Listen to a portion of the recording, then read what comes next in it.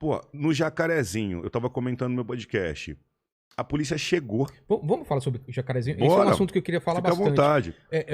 Para quem não tá por dentro, dá toda a ambientação, o que era a operação, por que aconteceu, e as imagens que acabaram vazando, que depois eu vi até, estavam colocando imagem que não era nem de lá. Não era nada daquilo. Eu já fiz 2 vídeos no canal. Então vamos lá. A Operação Accepts foi uma operação da Polícia do Rio de Janeiro para desarticular tentáculos do Comando Vermelho que estavam aliciando jovens, juventude, a molecada que assiste o Podpah, sabe? Incentivando jovens a ir pro tráfico, né? E assim, é uma comunidade difícil, uma comunidade de morro que eles têm comandamento. O que acontece? A gente estava conversando com o Fábio Bop, com policiais operacionais. O criminoso, há muitos anos, os criminosos no Rio de Janeiro se armaram pesadamente, tem fuzis. E quando o traficante, o chefão, ele dá um fuzil na mão de um criminoso da favela para segurar o crime, para lutar pelo lado do mal, aquele cara não pode segurar um fuzil e fugir. Né? É uma realidade que ele vai estar de fuzil ali para ir pro confronto. Então, a gente tem confronto em São Paulo? Tem muito confronto. Mas, assim, os confrontos em São Paulo... Se eu for em umas comunidades de São Paulo, eu nunca ouvi falar de ter 5, 10 caras de fuzil. Cada fuzil tem 30 cartuchos, Léo. Caramba, cara. 30. 6 fuzis tem 180 tiros. Nossa. Então tem 6 caras de fuzil para receber a gente. O fuzil atravessa... Rasga pessoas, 2, 3. Mas carro, lataria? Carro forte, lataria tudo. Caramba. É muito potente, entendeu? Então... o que exército, né? Arma militar. Arma militar.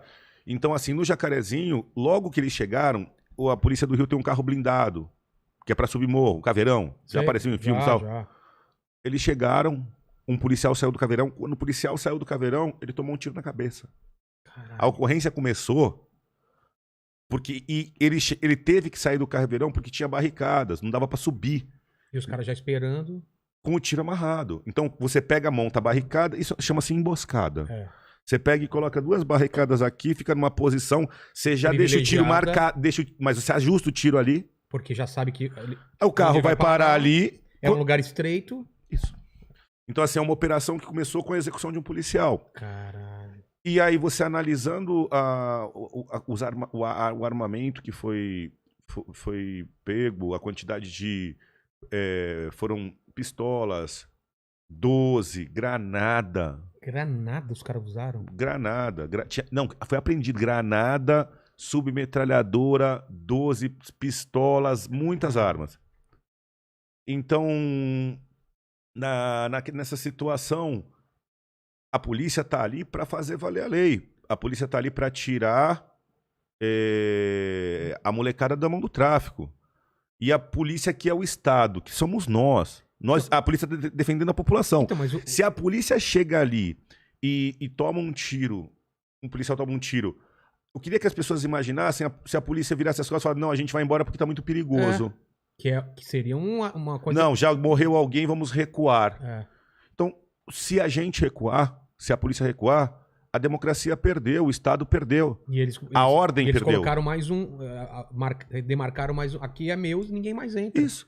Aí é o Estado sendo... Terra de ninguém, né? Não dá.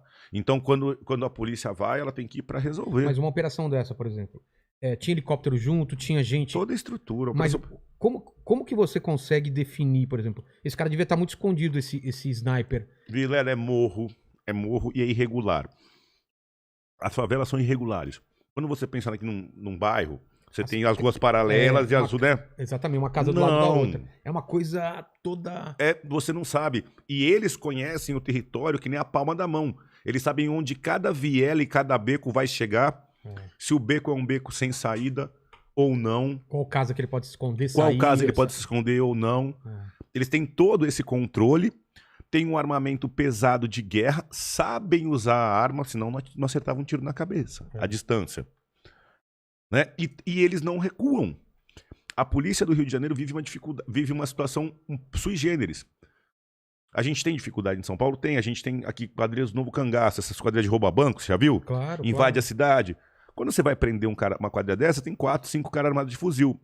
Mas você estudou, planejou, você sabe que tá indo pegar os caras do rouba-banco.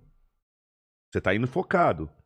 No Rio de Janeiro, você vai sair para fazer uma operação para prender alguns, cumprir uns mandados e desarticular uma favela, você não sabe se você vai ser recebido por tiro de fuzil e de quantas pessoas. E a polícia do Rio só faz eles recuarem avançando o território, tendo que ir de baixo para cima. Eles estão em posição privilegiada. Privilegiada. Né? As posições militares para manter território são sempre altas. Você vê castelos sempre em cima de montanha. Sempre em cima de montanha. Chama comandamento. Posição de comandamento. Você vê na Segunda Guerra também, quando os nazistas eles ficavam em cima também, esperando a galera. Sempre. Porque é muito mais fácil, né? Isso. E quem tá na defesa, às vezes tem menos efetivo de quem tá atacando, tem que atacar com 3, 4 para 1 de efetivo, para subir. Exatamente. Porque a posição defensiva te dá muita vantagem. Você precisa de menos pessoas. Você tá vendo que a gente tá falando a gente tá usando exemplos de guerra. Exatamente. Estamos usando exemplos de guerra para explicar uma ocorrência policial no Rio de Janeiro.